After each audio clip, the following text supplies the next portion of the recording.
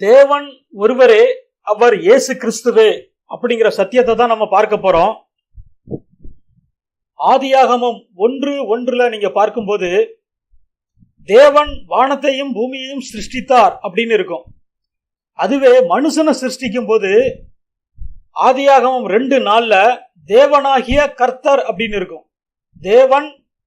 தேவனாகிய கர்த்தர்,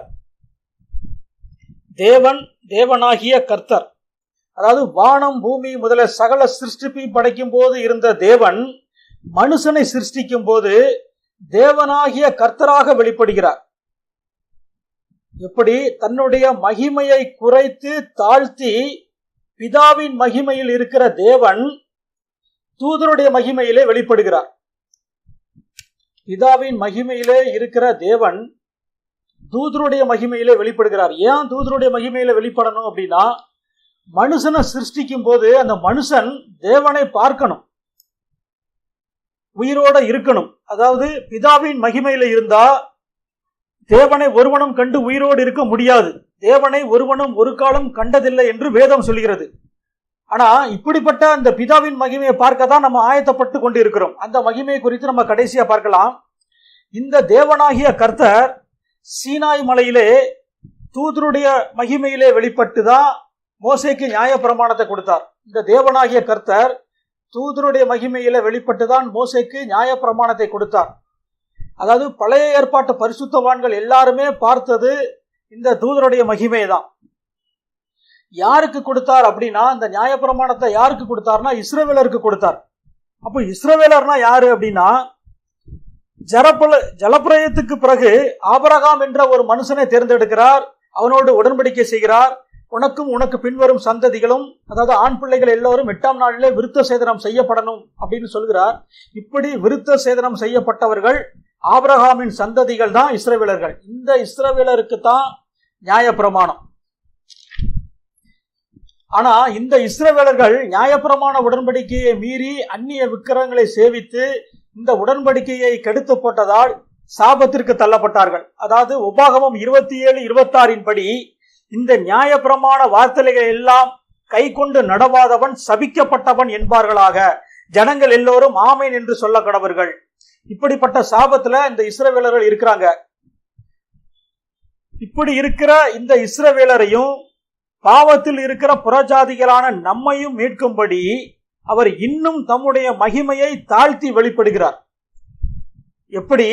கர்த்தராகிய கிறிஸ்துவாக. அதாவது மனுஷனை மீட்கும் போது அப்போ பாவம் மரணம் அப்படிங்கிற நிலைமையிலிருந்து மனுஷனை மீட்கும் போது அவர் கர்த்தராகிய கிறிஸ்துவாக வெளிப்படுகிறார். கர்த்தராகிய கிறிஸ்துவாக மனுஷகுமாரனுடைய மகிமையில் வெளிப்படுகிறார்.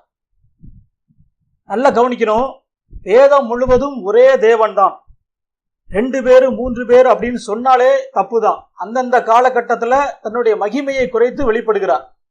ஆதியிலே தேவன் மனுஷனை சிருஷ்டிக்கும் போது தூதருடைய மகிமையிலே தேவனாகிய கர்த்தர், மனுஷனை மீட்கும் போது மனுஷகுமாரனுடைய மகிமையிலே கர்த்தராகிய கிறிஸ்து.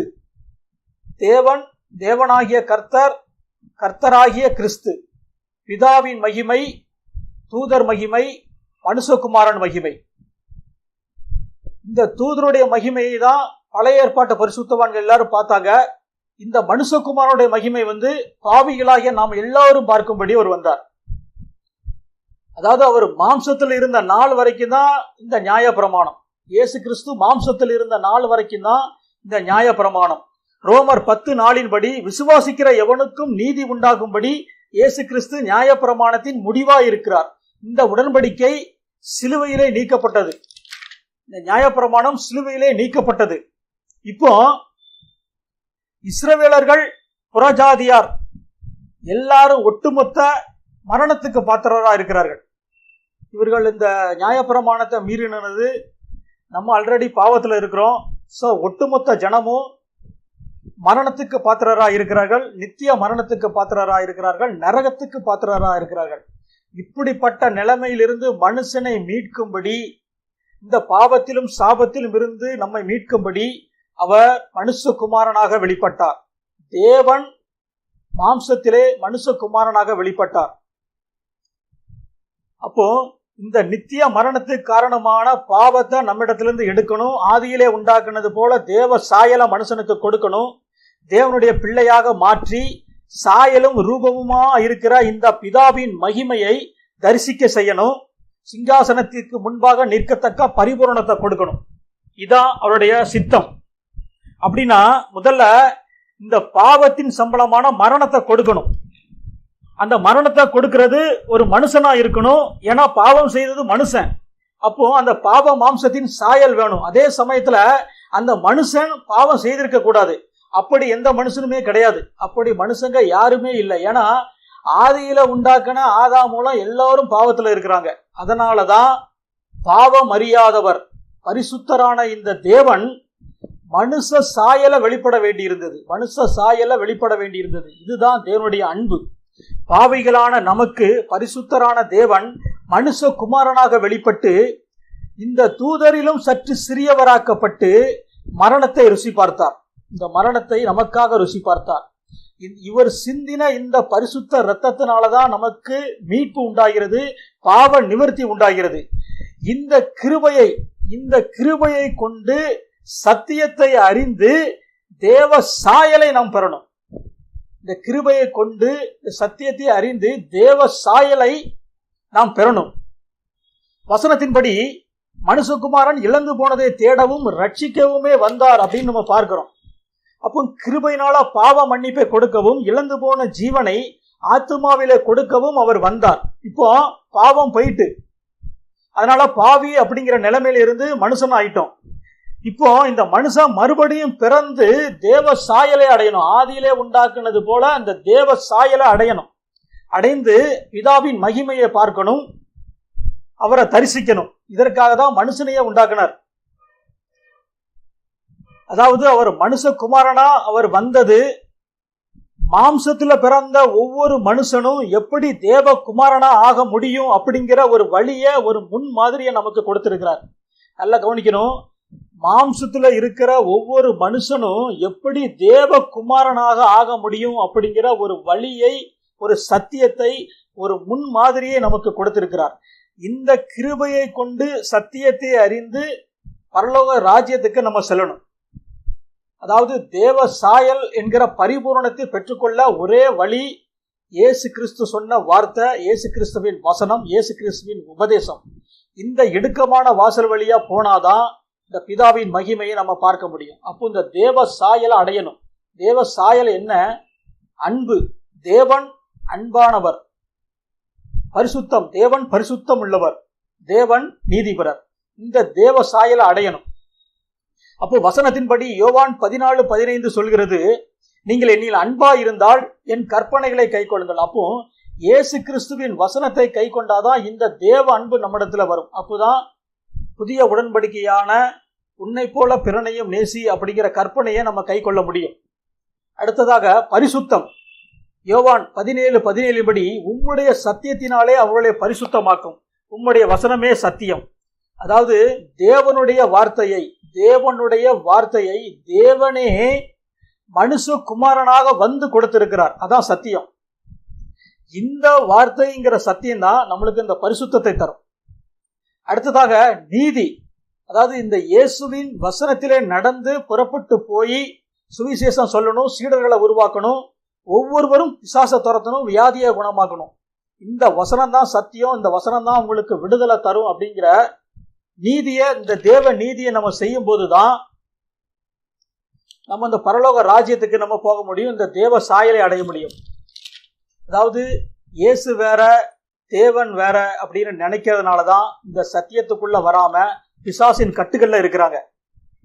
இந்த இயேசுவின் வசனம், இந்த உபதேசம் உங்க உள்ளத்துல வந்தாதான் விடுதலை. அதாவது வசனம் 1 தீமோத்தேயு 3:16 சொல்கிறது, தேவன் மாம்சத்தில் வெளிப்பட்டார். இம்மானுவேல், தேவன் நம்மோடு இருக்கிறார் என்று அர்த்தம். அப்போ இயேசு மாம்சத்தில் இருந்தபோது தன் சீடர்களுக்கு சொன்ன உபதேசம், வசனம் தான் சத்தியம். இது தேவனே நேரடியாக வந்து கொடுத்தது. நல்லா புரிஞ்சுக்கணும். தேவனே நேரடியாக வந்து நமக்கு கொடுத்தது. மோசே மூலமாக நியாயப்பிரமாணத்தை கொடுத்தாரு. அது எதுக்காகனா மாம்ச பிரகாரமாக ஆசீர்வாதமா இருந்து கானான் தேசத்துல வாழ்வதற்கு. அது முடிஞ்சு போன கதை.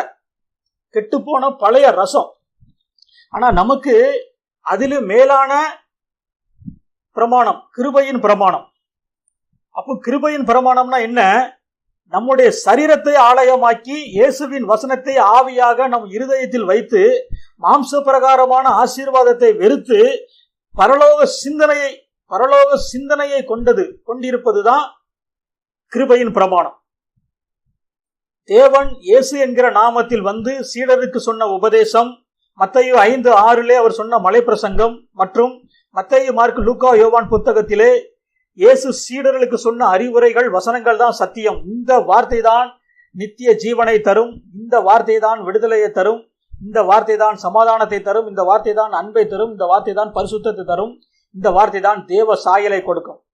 இந்த புது ரசத்தை, அதாவது வார்த்தை என்கிற சத்தியம் என்கிற இந்த புது ரசத்தை குடிச்சாதான் பரலோகம். இப்படிப்பட்ட இயேசுவின் வசனத்தினாலே நாம் புது சிருஷ்டியாய் பிறந்து இயேசுவின் வசனத்தினால் கோடி துண்டு என்கிற இந்த பரிசுத்தத்தை பெற்று இயேசு கிறிஸ்துவின் வசனம் என்கிற புது ரசத்தை குடித்து இந்த தேவ நீதியை நாம் செய்யும் போதுதான் இந்த பிதாவின் மகிமையை, தேவனுடைய ரூபத்தை நாம் தரிசிக்க முடியும்.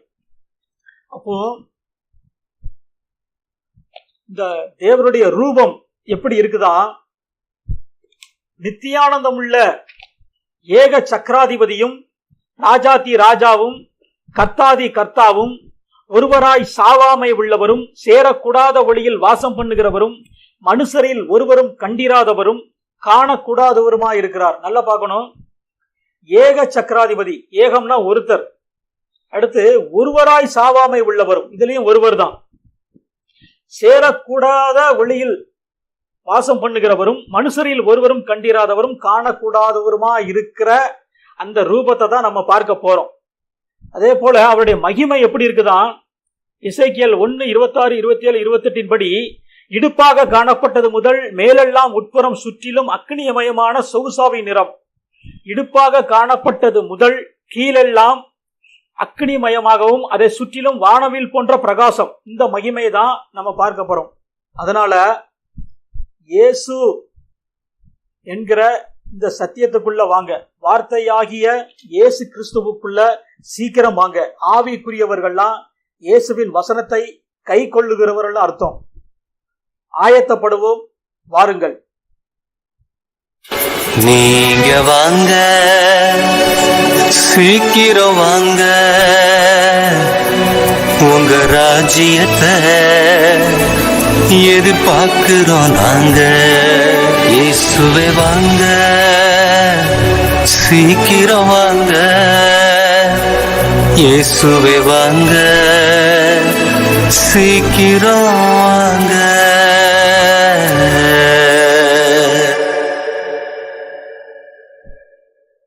ஆமென். Thank you, Jesus.